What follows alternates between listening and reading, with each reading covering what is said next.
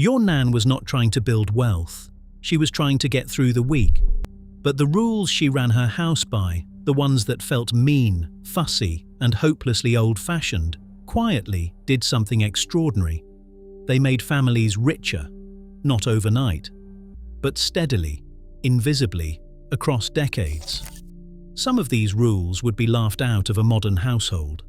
A few are now sold back to us as financial advice by men in expensive trainers.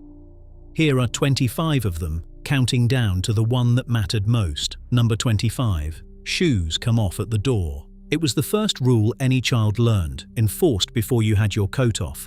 Shoes lined up in the hall, heels to the skirting board, in order of size. It looked like fussiness. It was economics.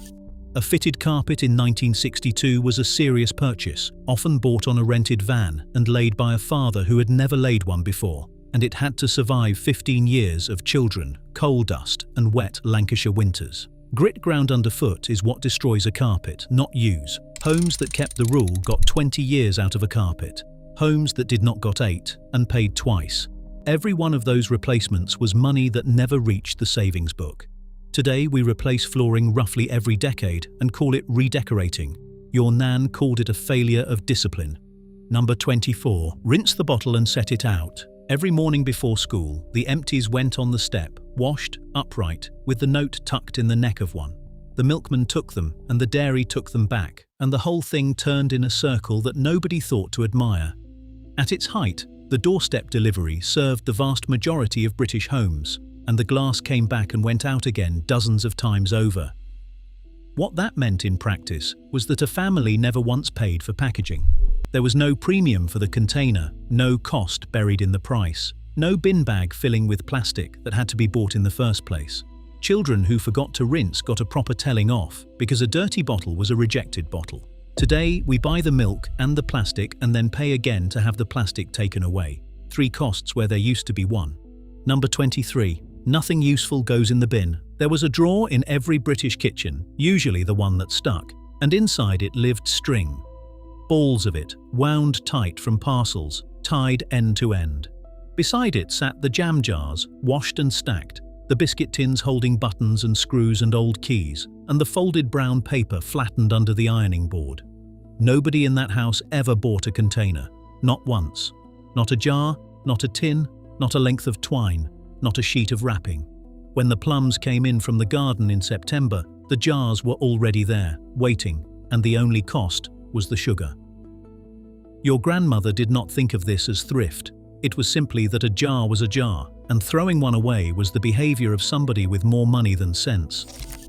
The average household now spends a small fortune each year on storage, wrapping and containers, all of which used to arrive free and stay for decades. Number 22. Sunday clothes are for Sunday. The good coat hung in the wardrobe under a sheet of tissue paper for 6 days a week. Chapel or church, a wedding, a funeral, a visit to relatives in another town, and then straight back on the hanger before the kettle had boiled. Children changed out of their good shoes the moment they were through the door, and there were play clothes, school clothes, and best, and no crossing between them. It sounds like snobbery. It was rotation. Cloth wears through friction and washing, and a garment worn once a fortnight and brushed rather than laundered will outlive an identical garment worn daily by a factor of 10. Men were buried in suits they had bought at 21. Women wore the same good coat to their daughter's wedding that they had worn to their own. We now own 4 times the clothing and keep it a third as long, and the wardrobe still feels empty on a Saturday night. Number 21. Shoes get polished on Sunday night, whether they need it or not. The tin of cherry blossom, the yellow duster, the brush that was older than the children.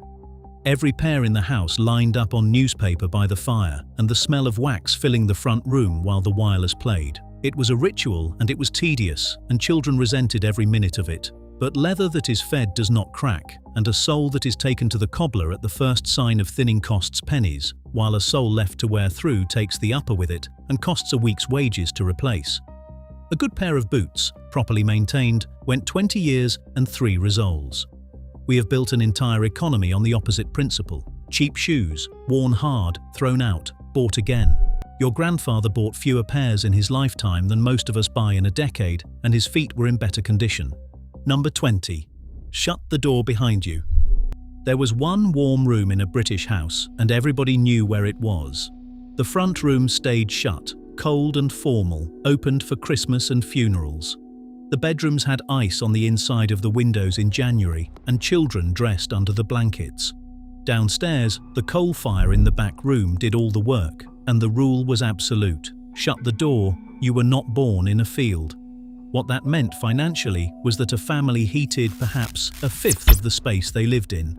Coal was delivered by the hundredweight and counted, and a household that let the heat wander into the hall was burning money it could see.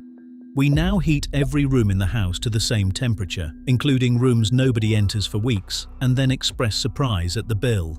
Heating one room properly and closing the door on the rest remains, to this day, the most effective single change a household can make to its energy costs. Number 19. No light burns in an empty room. Your grandfather would follow you through the house, switching them off behind you, and he would do it without breaking stride or conversation. It became a family joke, the man who could not walk past a lit lamp. But the joke had a foundation. Before the meter was read quarterly and paid by direct debit, electricity was often fed by coins, and you could stand in the hall and watch your money disappear into a slot in the wall. There was no abstraction. Light was visible spending. Households ran on a single bulb per occupied room, 40 watts, with a lampshade that did half the job of dimming it.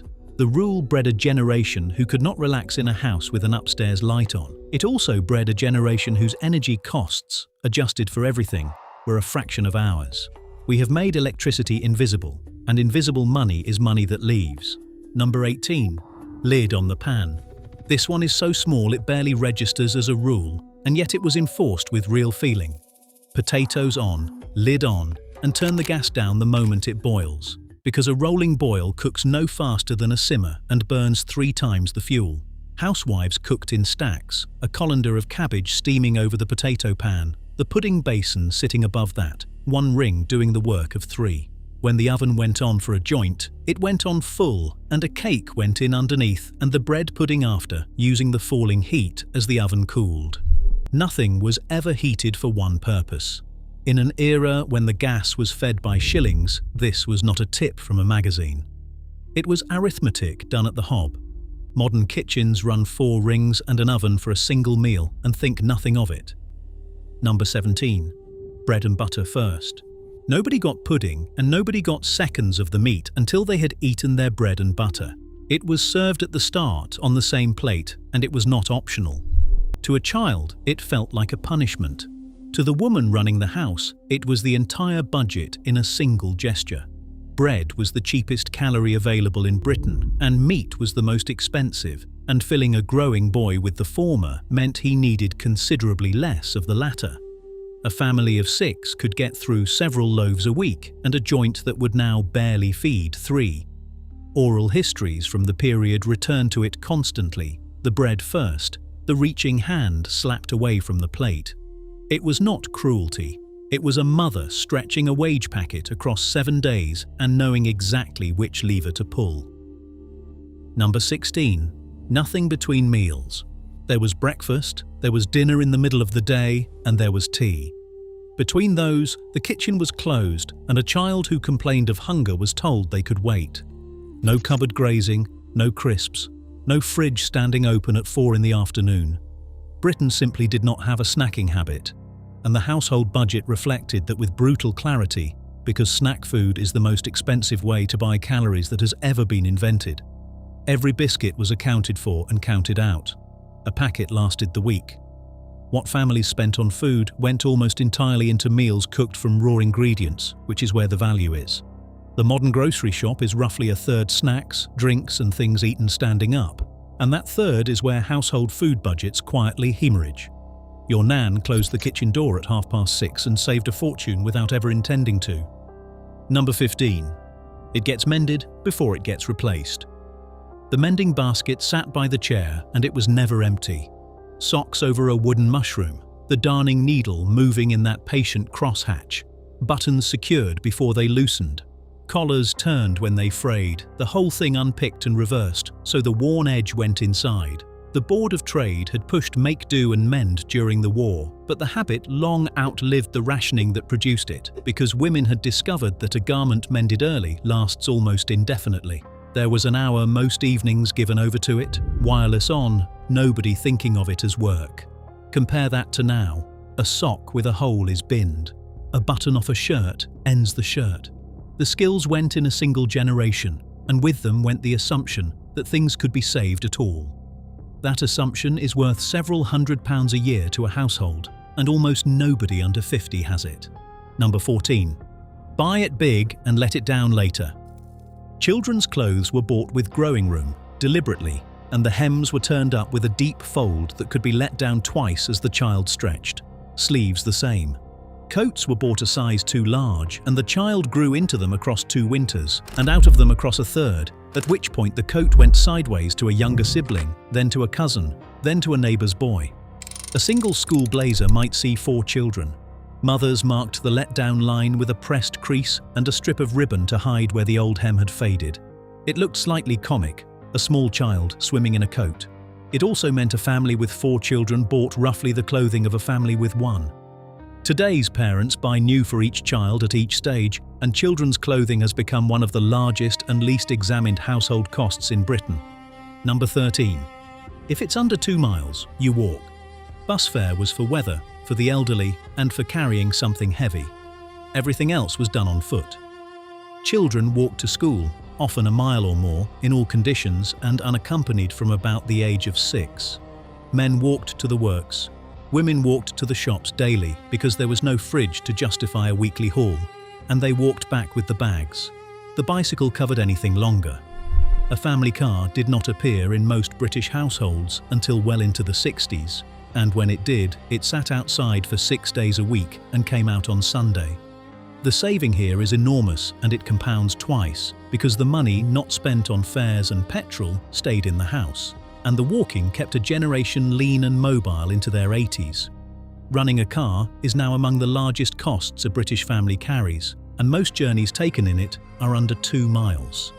Number 12. If it can be made, it isn't bought. The needles clicked through every evening programme on the wireless.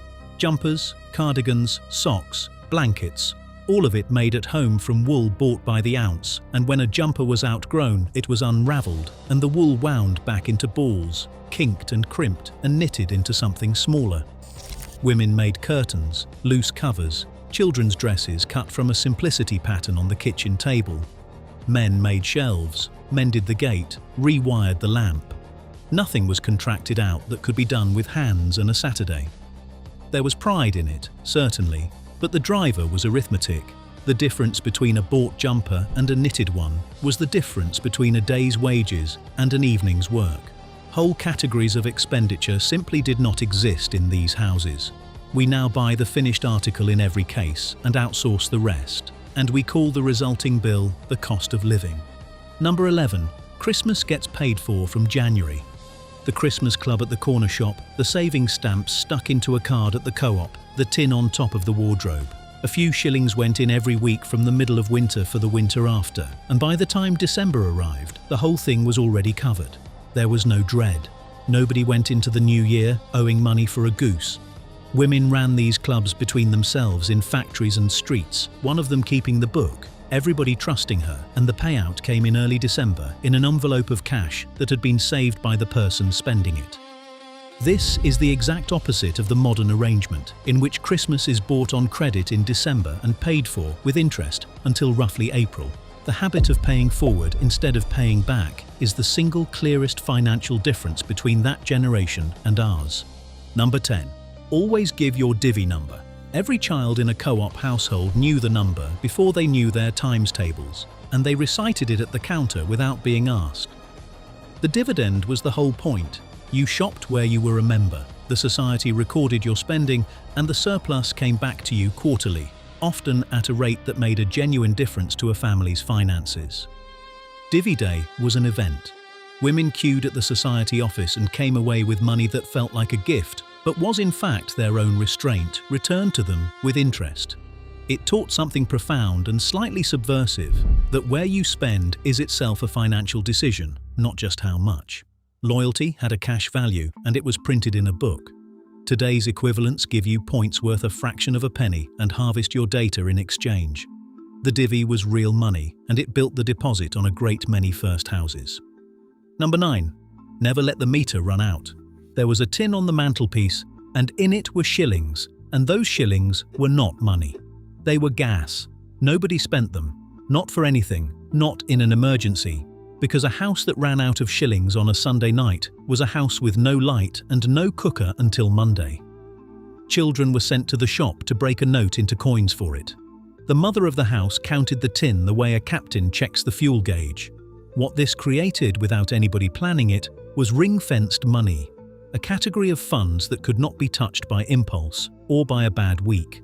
It is the same principle that modern advisors call sinking funds and charge for explaining. Your grandmother implemented it with an OXO tin and an unbreakable rule, and it meant the essential bills in that house were always covered first. Number 8. Everybody grows something. The allotment was not a hobby. At the peak of the wartime effort, Britain had well over 1 million plots under cultivation, and the habit persisted deep into the 50s and 60s because the maths were undeniable. A rod of ground behind the terraces, rented from the council for a nominal sum, and out of it came potatoes by the sack, runner beans, cabbage, rhubarb under a bucket, black currants for jam. Men went up after their shift and stayed until the light went. Children were sent to fetch. Gluts were swapped over the fence, beans for eggs, apples for a marrow nobody wanted. For a working family, this took the single most price-volatile part of the food budget and made it nearly free, and it did so with land they did not own and time they were not being paid for anyway. The plots are still there in most towns, with waiting lists years long, and the maths have not changed at all. Number 7. 1 joint, 4 dinners. The Sunday roast was not a meal, it was a plan. Roasted on Sunday and carved with ceremony, the meat came back cold on Monday with pickle and bubble and squeak made from the vegetables that survived. Tuesday it was minced and turned into a cottage pie under a crust of mash. Wednesday the bone went into the pot with barley and whatever was left in the vegetable rack, and it came out as soup that fed everybody with bread. 4 dinners, 6 people, 1 joint bought for a few shillings from a butcher who knew the family. Nothing was thrown away at any stage, and the fat was strained into a jar for the week's frying. This required planning, skill, and a woman who knew exactly what she was doing on Sunday morning.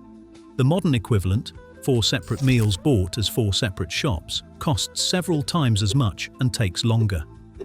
That is not nostalgia. That is a receipt. Number 6. Write it in the book. There was a hard-backed exercise book in a kitchen drawer, and in it, in a careful hand, went every penny. Rent, coal, insurance man, milk, the club, the butcher, the shoes. Ruled columns, added at the end of the week, carried forward. Some women kept them for 40 years, and they survive now in local archives. Extraordinary documents in which you can watch a family's whole life pass in pencil. The book meant there was never a moment of not knowing. No unpleasant surprise, no vague sense that the money had gone somewhere. If a week ran short, she could see precisely where and correct it the following week before it became a pattern. Every piece of financial advice given in Britain today reduces eventually to this: track what you spend. It is the least glamorous rule on the list, and it is the one that did the most quiet work, because you cannot fix what you have not written down. Number 5. The wage packet gets split before it gets spent. Friday evening, the sealed brown envelope came home from the works, and it was opened on the kitchen table in front of everybody. Then it was divided. Rent into 1 tin, coal into the next, insurance into the third, food into the purse, and a small amount handed back to the man of the house for his beer and his tobacco. This happened before a single penny was spent on anything, and once a tin was full, it was not raided for another purpose. Robbing the rent tin was a genuine domestic crisis. What that system did was remove willpower from the equation entirely, which is the only reliable way to manage money. The decision was made once on Friday by a woman with a pencil, and after that, there was nothing to decide. We now hold everything in one account, spend from it continuously, and hope there is something left. There rarely is. The envelopes were better, and every serious budgeting system since has been a rediscovery of them. Number 4. You earn your keep. By 12 or 13, a child was bringing something in. A paper round before school in the dark, a Saturday job on a market stall, running errands for elderly neighbours, bottling up in the corner shop, potato picking in the school holidays for cash in a brown envelope. And critically, a portion of it went to their mother, into the household, and this was not resented but expected.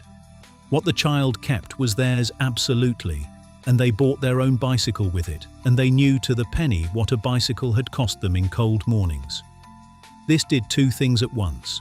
It added a real income stream to the household at exactly the age when children become expensive, and it taught, in the only way it can be taught, the relationship between hours and money. That generation reached 18 already understanding something that many people now do not grasp until their 30s, and the heads start compounded for the rest of their lives. Number 3. Never buy on tick. This was the iron one. Hire purchase existed, the tallyman came round, the provident check was available on the doorstep, and respectable families would have none of it. The phrase was the never never, and it was said with contempt. If you could not pay for a thing, you did not have that thing yet, and you saved until you did, and in the meantime you went without, and nobody died of it. The only acceptable debt in the whole of British working-class life was the mortgage, and that was paid down with a determination that bordered on the religious, often years early. There was moral weight behind the rule that we would find excessive today. But strip away the shame and look at the mechanism. A household carrying no consumer debt is a household paying no interest, and a household paying no interest keeps money that other households hand to a lender every month for a lifetime. Over 40 years, that difference is not a saving, it is a house. Number 2. Buy it once and buy it good. The furniture in that front room was bought at the wedding and it was still there at the funeral. Not because nothing better came along, but because it had been chosen properly, with a full afternoon spent in the shop, drawers pulled out and joints inspected and a decision made once. A good table, a good bed, a good coat, a good pair of boots, and each of them bought after a long wait and paid for in full. The cost per year of a table used for 50 years is almost nothing. The cost per year of a table replaced every 6 is ruinous, and the second household spends more money and lives among worse things while doing it. This is the trap that has swallowed the modern British home. Everything is affordable and nothing lasts. Your grandparents bought less, waited longer, paid more at the counter, and ended up considerably richer than the arithmetic of a single purchase would ever suggest. Number 1. Something goes by before anything goes out. Before the rent, before the coal, before the food, a small amount was taken off the top and put away where it could not be reached. The post office savings book, opened for a child in the first weeks of life and stamped by a clerk behind a brass grill. National savings certificates bought £1 at a time. The account that was never, under any circumstances, drawn on. It might have been half a crown a week. It felt like nothing. And that was the point, because a sum small enough to be painless is a sum that never stops. Left alone across a working life, it became a deposit, a wedding, a funeral paid for in advance so nobody was burdened, a start for a grandchild. It was done without advice, without markets, without anybody using the word investment. Just a woman deciding that the first claim on the money was the future and holding that line for 50 years. That is the whole secret, and it was never really a secret at all. Not one of these rules required money to follow. They required only the decision to follow them.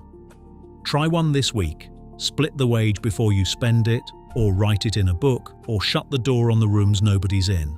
Then tell me in the comments which rule your own Nan enforced and whether you understood it at the time. Because these were never about being poor, they were about never being caught out. And that is a kind of wealth we have almost entirely forgotten how to build.